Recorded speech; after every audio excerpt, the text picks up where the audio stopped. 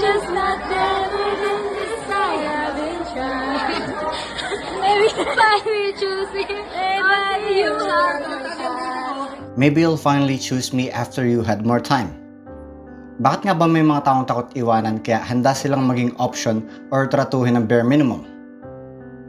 Well, isa yun sa characteristics sa mga taong may anxious attachment. Sila ay may fear of abandonment. Takot silang iwanan ng mga taong mahal nila.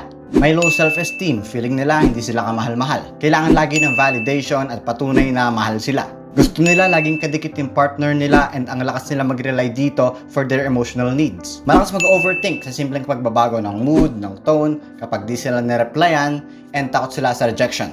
And lastly, sa relationships, halos umiikot yung mundo nila. Based sa attachment theory, nabubuo to kapag ang caregivers ng isang bata ay minsan kayang kunan yung mga pangangailangan nila at minsan tinatrato sila with neglect.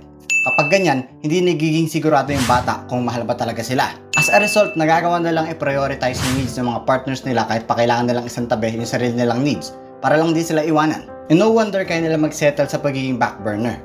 Kapag nag-ask sila, takot sila maging too much at iwanan.